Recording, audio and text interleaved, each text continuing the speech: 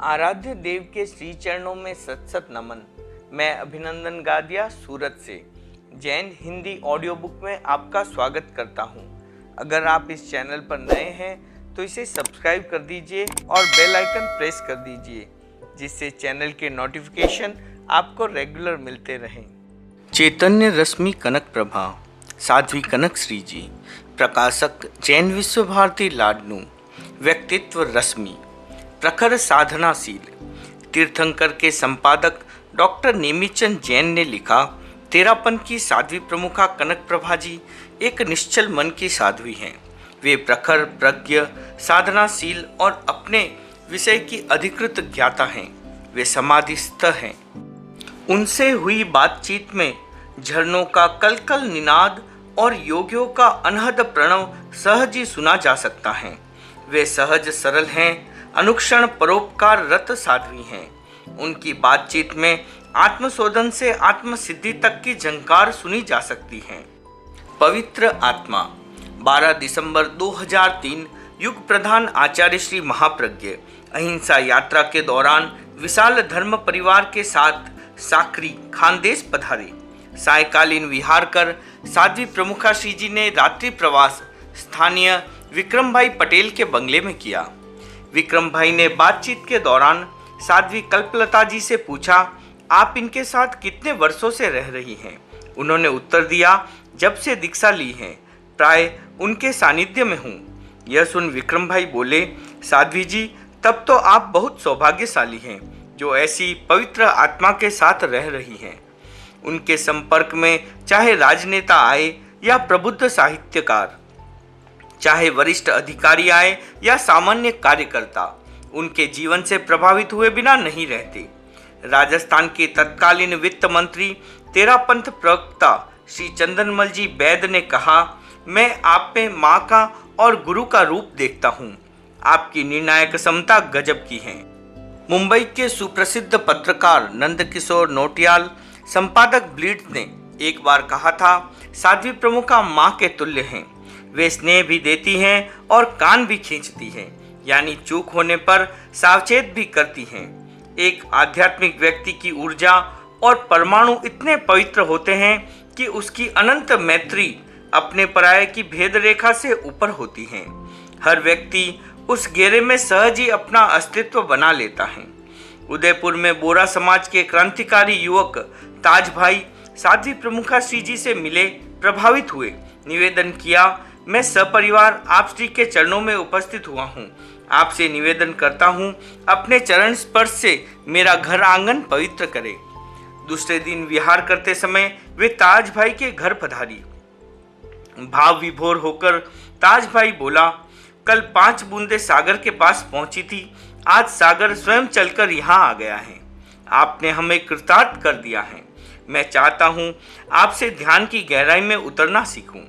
पुनः अपनी भावना को विशेष अंदाज में प्रस्तुत करते हुए ताज भाई ने कहा, माँ जब अपने बच्चों के साथ सोती हैं, उस समय यदि बादल गरजे, मेघ बरसे, बिजली चमके, माँ की नींद नहीं टूटती, किंतु बच्चा यदि जरा सा भी हिलता डुलता है तो माँ की नींद खुल जाती है।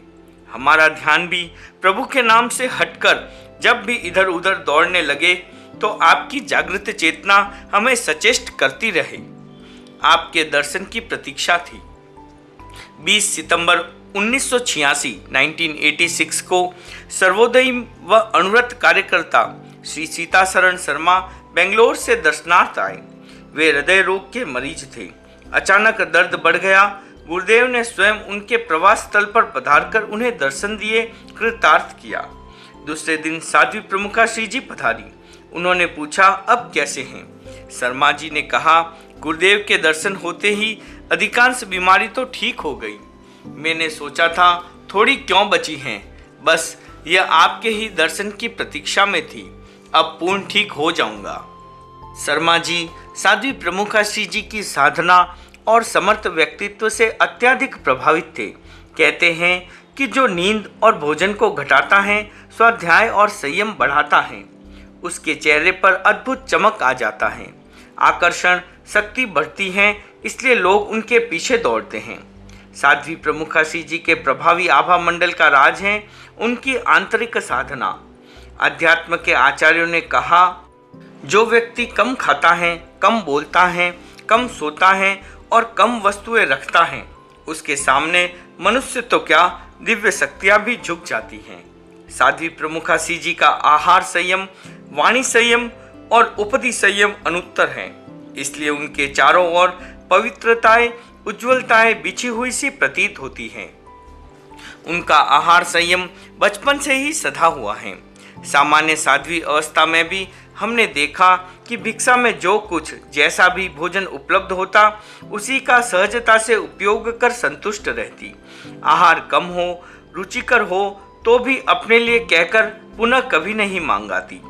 वर्तमान में भी उनकी पात्री में गरम ठंडा, मनोज्ञ अमनोज्ञ कुछ भी परोस दिया जाए, वे बिना किसी प्रतिक्रिया के समत्व भाव से ग्रहण कर लेती हैं। सामान्यतः एक बार के आहार में 9 द्रव्य से अधिक नहीं लेती। आहार के निश्चित समय के अलावा बीच में सिवाय औसत के कुछ नहीं लेती। श्रावण मास में प्रतिवर्ष प्राय दूध का वर्जन करती हैं। अष्टमी चतुर्दशी को नियमित एकासन करती हैं। अनेक बार एक मास तक 6 विगय का परिहार करती हैं। परम पूज्य गुरुदेव श्री तुलसी की मासिक पुण्यतिथि, कृष्ण पक्ष की तृतीया और पूज्य आचार्य श्री महाप्रज्ञ की मासिक पुण्यतिथि कृष्ण पक्ष की एकादशी का उपवास रखती हैं। खाद्य संयम के अन्य प्रयोग भी करती रहती हैं। उनका वाणी संयम भी उच्च कोटि का है। अनावश्यक, आवेश युक्त और कटु भाषा का प्रयोग तो उनके स्वभाव में है ही नहीं।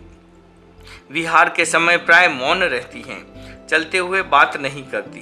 प्रतिदिन कम से कम 1 घंटा मौन रखती हैं। अनुशासन के समय भी प्राय मृदु मधुर शब्दों का प्रयोग करती हैं। निद्रा विजय भी उनके सहज सिद्ध हैं। रात्रि में चाहे 11-12 बजे तक काम करती हो, पर पश्चिम रात्रि में 4 बजे उठकर इष्ट मंत्रों का जाप, ध्यान, स्वाध्याय और अध्यापन आदि के द्वारा स्वयं को भावित करती हैं और पूरे साध्वी समाज के लिए जागरूक चर्या की प्रेरणा स्रोत बनी रहती हैं। साध्वी प्रमुखा श्री जी का जीवन सादगी का मृत रूप है। प्रतिदिन काम में आने वाली वस्तुओं के प्रति भी उनके मन में सामान्य विशेष को लेकर आकर्षण विकर्षण का भाव जागा हो, ऐसा ज्ञात नहीं हुआ। अनावश्यक पदार्थों का ग्रहण और संचय उनको बिल्कुल पसंद नहीं है। वे साथियों को बार बार अल्पपोधी रहने की प्रेरणा देती रहती हैं। पूज्य गुरुदेव ने तथा श्रद्धेय आचार्य प्रवर श्री महाप्रज्ञ ने जब कोई विशेष आध्यात्मिक अनुष्ठान किया तो वे भी उसमें सहभागी बनती हैं। सन 1973 हिसार चातुर्मास में गुरुदेव दई ने 27 दिन तक विशेष अनुष्ठान किया।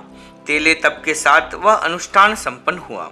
साध्वी प्रमुखा जी ने भी बराबर साधना की। पूज्य गुरुदेव ने लिखा, साध्वी प्रमुखा कनक प्रभा तो केवल दूध और केला लेती हैं, एक प्रकार से कल्प प्रयोग कर रही हैं। जब भी 2 घंटे का चलता है, बहुत ही पवित्रता से वह साधना कर रही हैं। आचार्य श्री तुलसी एक वैज्ञानिक दृष्टि संपन्न धर्म गुरु थे, इसलिए एक वैज्ञानिक की भांति वे आध्यात्म साधना के क्षेत्र में नए नए प्रयोग करते रहते थे। उन्हें प्रायोगिक जीवन जीना अभिष्ट था। इसी क्रम में उन्होंने सन 1977 में 1 माह तक निरंतर एकासन व्रत का प्रयोग किया। प्रायोगिक जीवन जीने के संस्कार साध्वी प्रमुखा श्री जी को गुरुदेव से सहज प्राप्त हैं, अतः उन्होंने भी उस समय 1 माह तक एकासन का प्रयोग किया। उस समय गुरुदेव चातुर्मास हेतु जैन विश्व भारती लाडनू में प्रवासित थे। चातुर्मासिक चतुर्दशी का दिन था। गुरुदेव ने उपवास किया। साध्वी प्रमुखा श्री जी सहित बहुसंख्यक साधु साध्वियां उपवासी थी।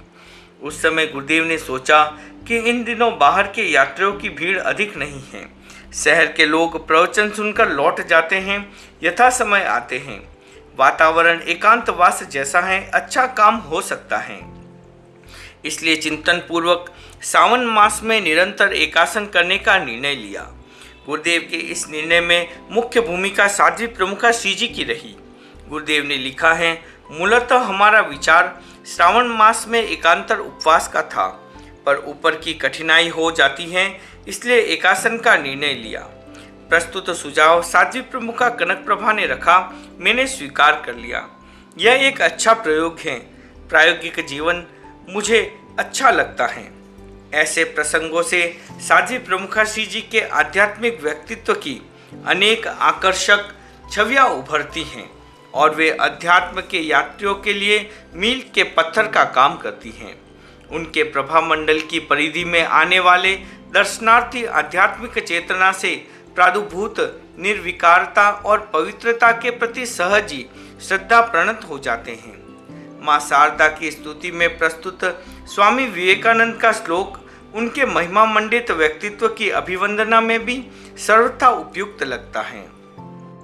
पवित्रम चरितम यस्या पवित्रम जीवनम तथा पवित्रता स्वरूपिणे तस्मै कुर्मो नमो नमः। आध्यात्मिक प्रशिक्षण।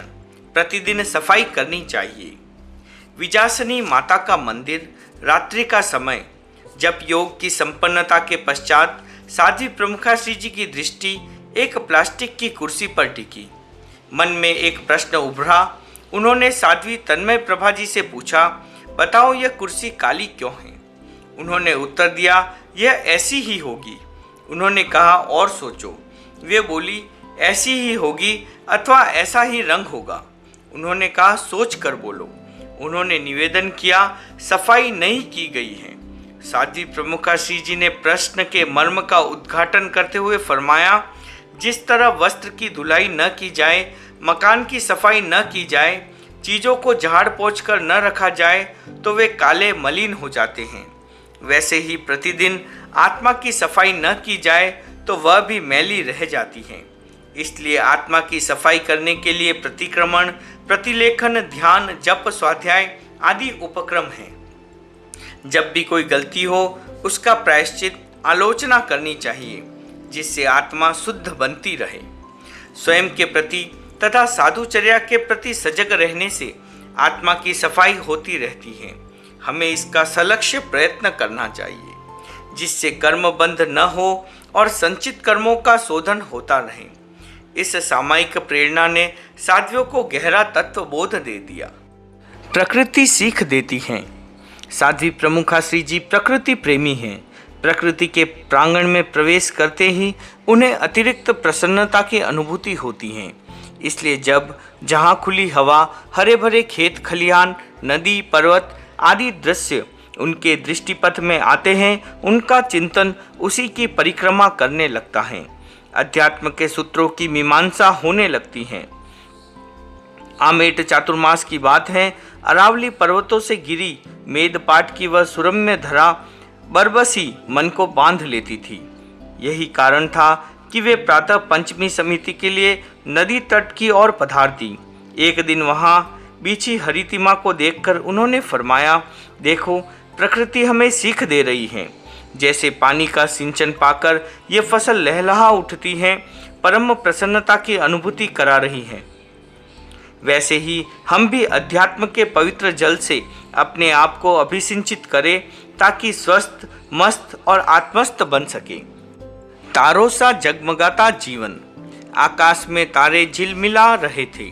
वे बरामदे में चहलकदमी कर रही थी। अचानक उनकी दृष्टि ऊपर आकाश की ओर उठी। कुछ क्षणों तक वे आकाश दर्शन करती रही।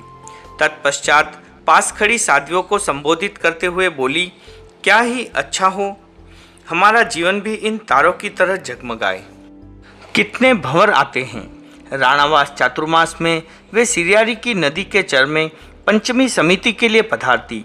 अचानक नदी में पानी आ गया। उसका प्रवाह बहुत तेज था, जिससे उसमें भंवर पड़ने लग गए। उन्होंने साध्वियों से कहा, देखो इस भंवर में कोई फंस जाए तो उसका जीवित रहना कठिन है। हमारे जीवन में भी न जाने कितने भंवर आते हैं, कभी वासना का, कभी आवेग का, कभी आवेश का। इनमें फंसने वाला जीवित व सुरक्षित कैसे रह सकता है? आत्मा की सफाई। दिल्ली चातुर्मास की बात है। साध्वी प्रमुखा श्री जी पंचमी समिति के लिए दूर पधारती थी। एक दिन आकाश में बादल छाए हुए थे, फिर भी वे अपने नित्य क्रम से वहां पहुंची। लौटते वक्त वर्षा शुरू हो गई, सब भीग गए।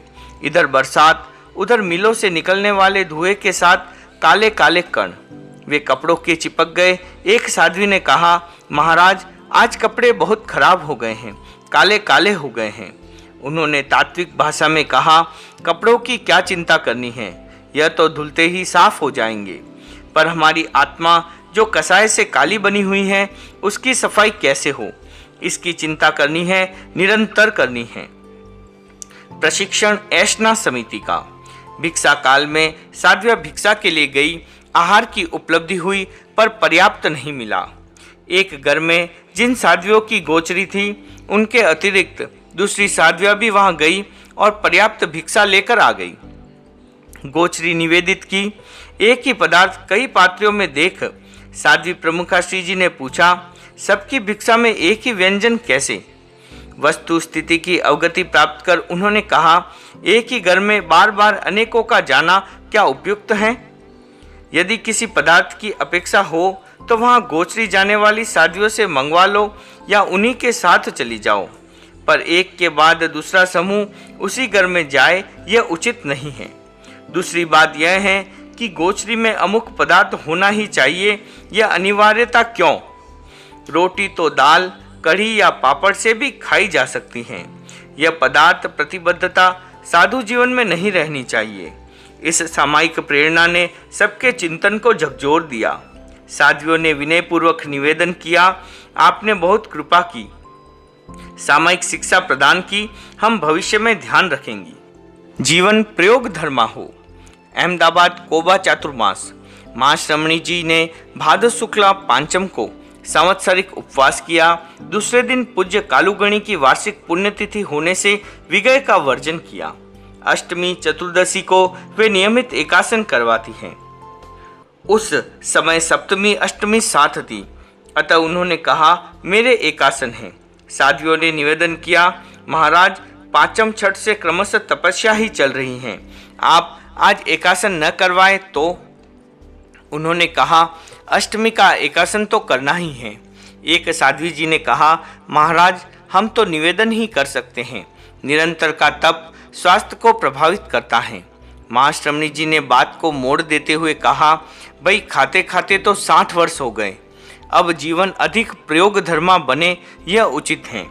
इससे उनकी तीव्र वैराग्य वृत्ति और अध्यात्मनिष्ठा व्यक्त होती है और प्रेरणा की ज्योति किरण प्रस्फुटित हो जाती है कि जीवन यात्रा के एक पड़ाव पर स्वयं को अध्यात्म साधना की प्रयोगशाला बनाएं। परिसर जेलने से क्रम क्षय होता है। साध्वी प्रमुखा श्री जी गोचरी पधारी। श्रावकों ने तीव्र भावना से सुपात्र दान दिया। बहराते बहराते वे इतने भाव विभोर हो गए कि अढ़लक बहराने लगे। इससे महाश्रमणी जी के वस्त्रों पर सब्जी के कुछ छींटे लग गए। वे ठिकाने पर पधारी। साड़ी पछेवड़ी के दाग तो स्वयं उन्होंने उतारे। साध्वियों ने निवेदन किया, महाराज चोलक के छींटे लगे हैं, कृपा कर खुलवा दे, हम प्रक्षालन कर दे। उन्होंने कहा, नहीं, क्योंकि अभी बदला कि तुम पूरा का पूरा धो डालोगी, इसलिए पड़ा है, कोई बात नहीं। एक साध्वी ने कहा, महाराज रात को चींटियां आएगी। उन्होंने कहा, यह तो एक रात की ही बात है, भगवान महावीर को देखो, कितने उपसर्ग व परिचय आए थे, सबको सहते सहते कर्मशय कर दिए। हमारे तो यदि होगा तो थोड़ा सा ही उपसर्ग होगा। वस्त्र प्रक्षालन की संज्ञेय विधि और मर्यादा है, उसका अतिक्रमण न हो और अनावश्यक प्रवृत्ति को बढ़ावा न दिया जाए। इस सक्रिय प्रशिक्षण ने साध्वियों को सावचेत कर दिया कि चर्या की विधि का अतिक्रमण न हो। संकल्प ने बचा लिया। साध्वी प्रमुखा श्री जी का प्रारंभ से ही एक संकल्प था, आहार कम आए या अधिक, जितना हो उसी में संतोष करना, दूसरी बार कभी नहीं मंगवाना तथा प्रातः आहार के बाद साय आहार होने से पूर्व तक प्राय तीनों आहार का प्रत्याख्यान रखना। आज भी यह नियम यथावत चालू है। नोखा मंडी में किसी श्रावक ने रसमलाई की भावना भाई।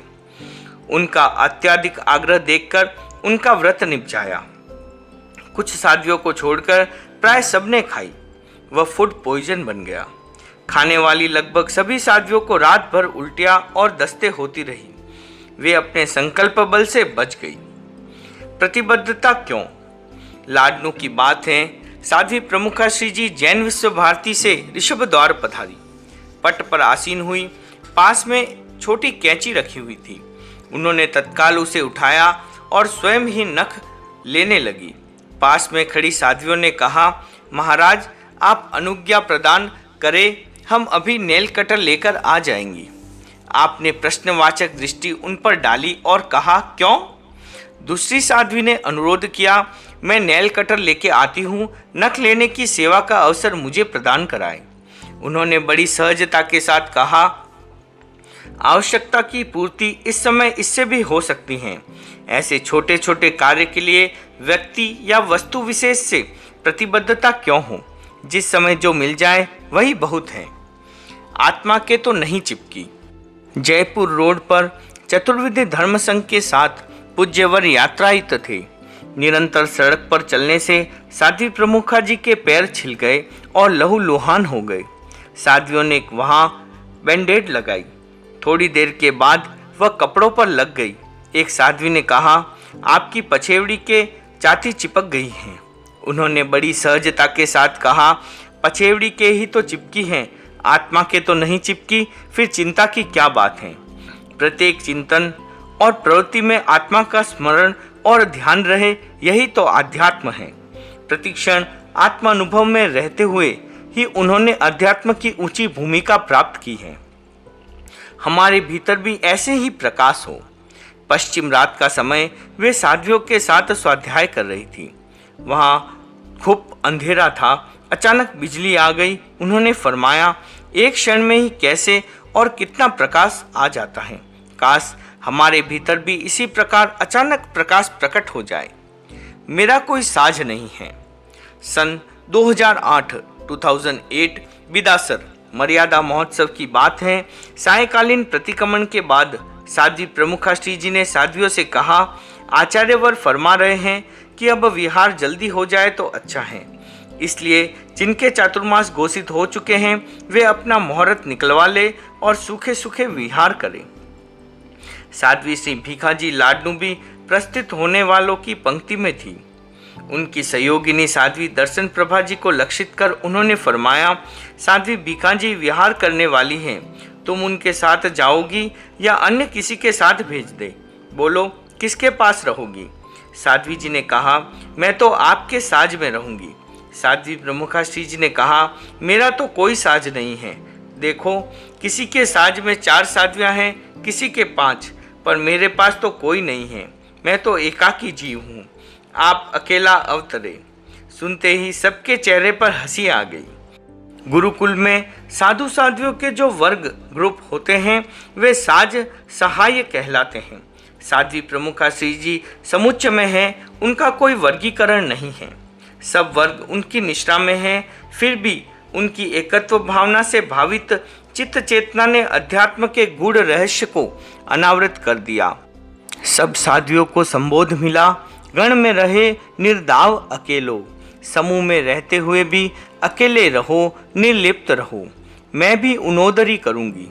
2 मार्च 2008 को आचार्यवर का प्रवास बाड़िया नंगा के एक स्कूल में था।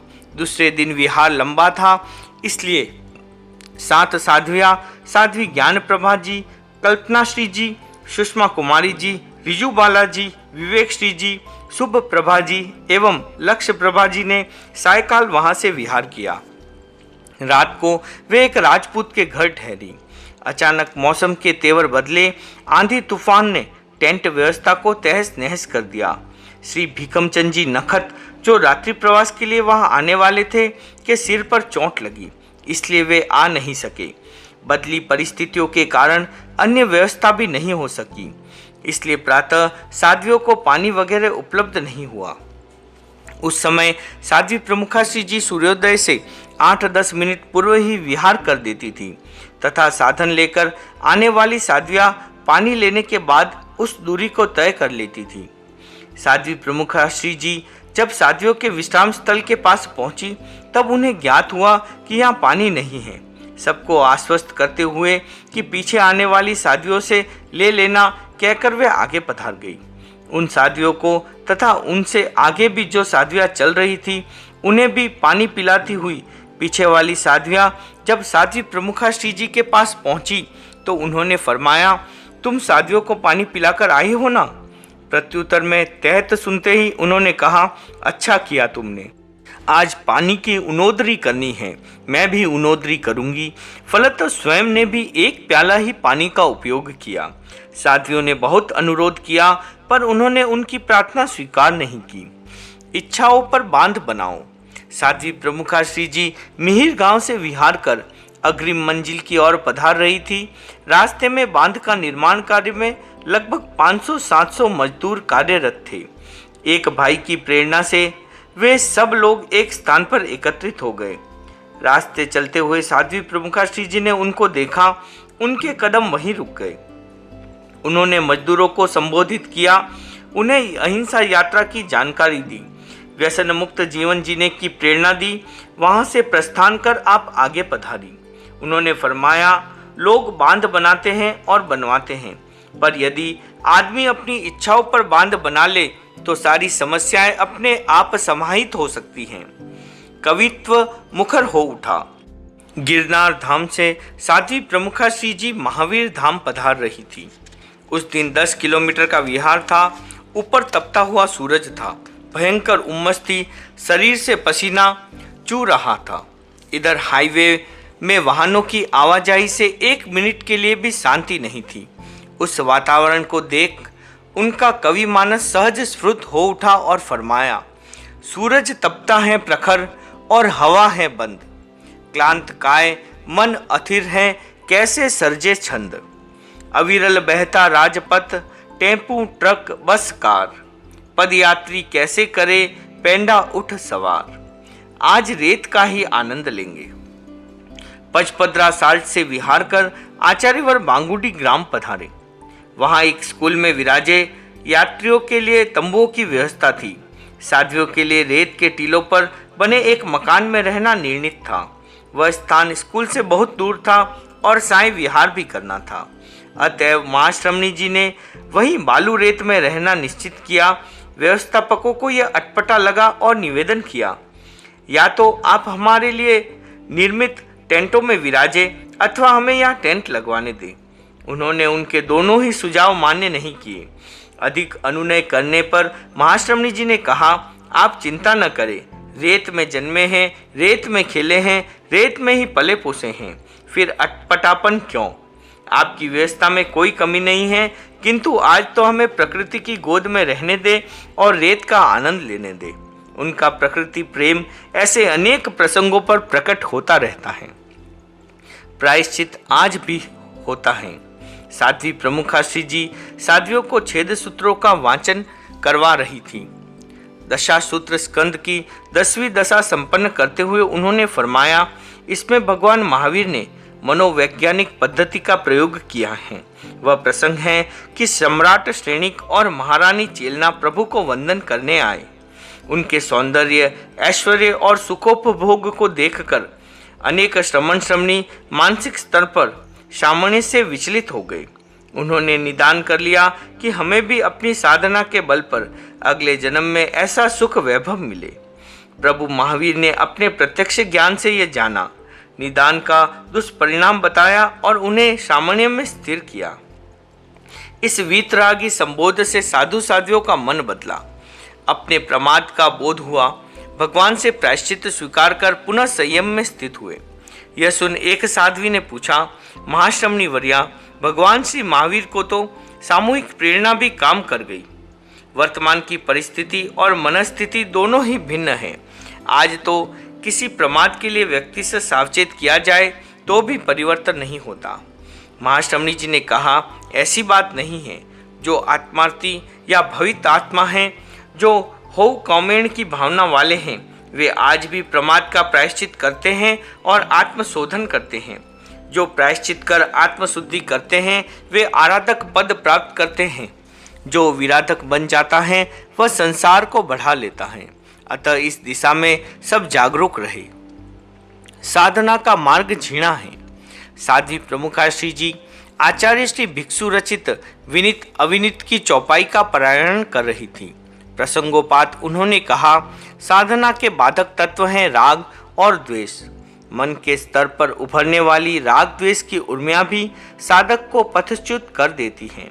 राग द्वेष इतने जीर्ण हैं कि यथार्थ के दर्पण में उनको देखना, बचना तथा राग द्वेष रहित आचरण करना बहुत कठिन साधना है। इसलिए तो कहते हैं कि साधना का मार्ग जीर्ण है। चित्त को पारदर्शी बनाकर ही राग द्वेष कर पार पाया जा सकता है। ओम अरहम।